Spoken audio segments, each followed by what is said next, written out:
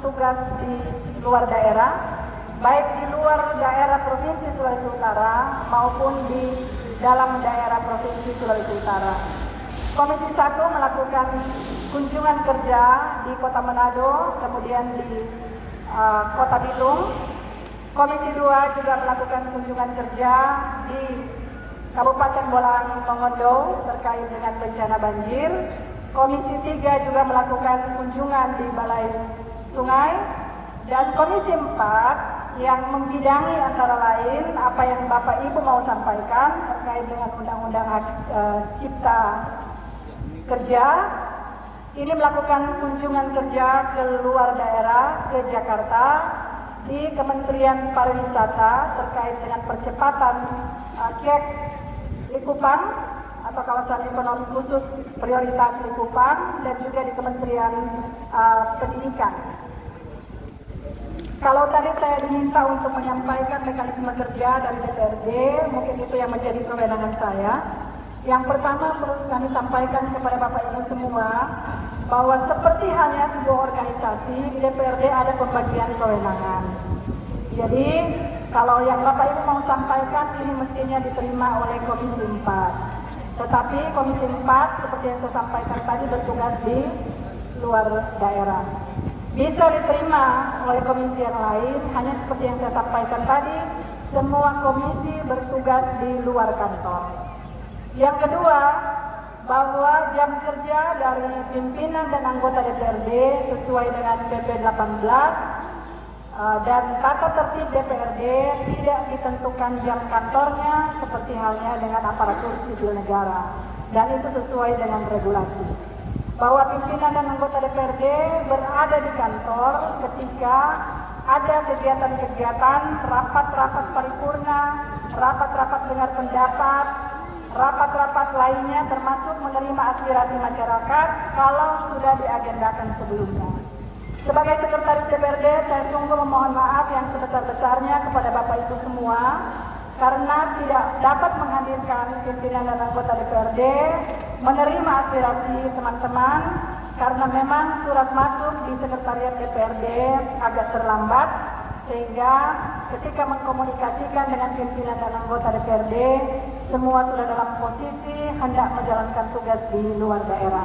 Kalau tercepat sedikit tadi Komisi 1 masih baku dapat, karena mereka tadi sekitar jam 11 ya, menuju ke Kota Manado, ke Bitung.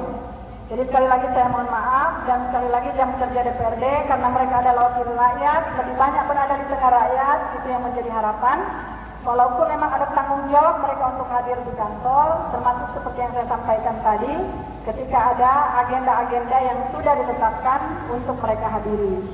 Tetapi telah menjadi komitmen pimpinan dan anggota DPRD untuk mereka berupaya setiap hari ketika tidak bertugas di luar daerah, bertugas di kantor atau hadir di kantor DPRD ini. Saya katakan demikian seperti yang disampaikan tadi, bukan pembohongan publik atau membela anggota DPRD, tapi ini komitmen DPRD yang sudah dituangkan dalam rancangan tata tertib DPRD yang sementara berproses, dalam hal ini dalam perubahan tata tertib. Anggota DPRD sendiri menyepakati 3 kali tidak mengikuti rapat paripurna dan rapat-rapat lainnya mereka bersedia untuk dipotong gajinya. Padahal ketentuan tidak mengamanatkan seperti itu. Itu ada komitmen dari pimpinan dan anggota DPRD. Hanya saja memang kita tidak bertepatan waktunya, demikian juga dengan kedatangan Bapak Ibu, beberapa Bapak Ibu di waktu-waktu sebelumnya.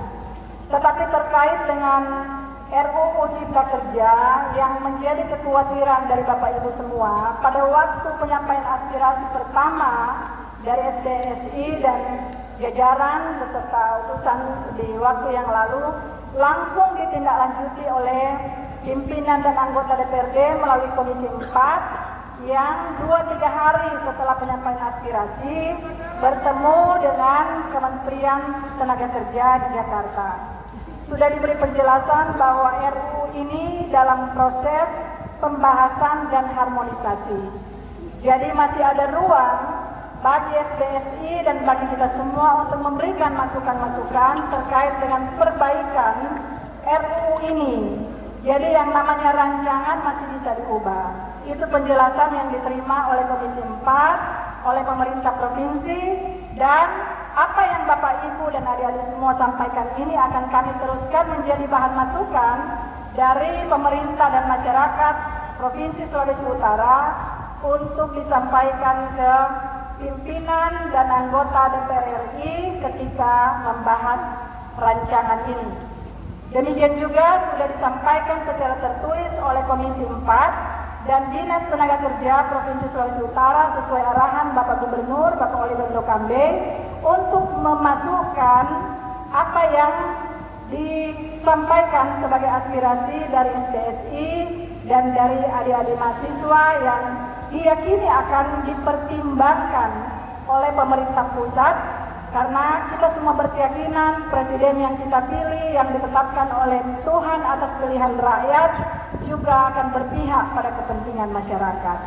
Hanya memang mungkin ada hal yang belum sepenuhnya kita pahami, itu akan dikomunikasikan dengan pemerintah pusat, dan itu sudah menjadi agenda dari DPRD provinsi dan pemerintah daerah untuk menyampaikannya kepada pemerintah pusat. Saya membaca roadmap dari Kementerian Tenaga Kerja, antara lain menyampaikan bahwa dalam penyusunan RUU ini masih akan dilakukan juga komunikasi dan konsultasi serta koordinasi dengan SDSI di 34 provinsi, walaupun di roadmap itu saya baca melalui video conference. Jadi kami minta juga selain disampaikan ke DPRD, Bapak Ibu semua dapat menyampaikan pada saat diagendakan untuk konsultasi publik dan fokus group discussion bersama dengan semua stakeholder terkait agar regulasi ini betul-betul berpihak pada rakyat, berpihak pada pekerja, seperti yang selama ini dilakukan dan diperjuangkan oleh pimpinan dan anggota DPRD dan oleh gubernur kita, di mana sudah terbukti bahwa penetapan upah minimum regional Sulawesi Utara berada di peringkat kedua atau ketiga se-Indonesia. Itu menunjukkan keberpihakan kepada pekerja, kepada masyarakat Sulawesi Utara, dan kita semua punya keyakinan, harapan bahwa apa yang dilakukan saat ini akan dilanjutkan, apalagi terkait dengan pembahasan rancangan Undang-Undang Cipta Kerja.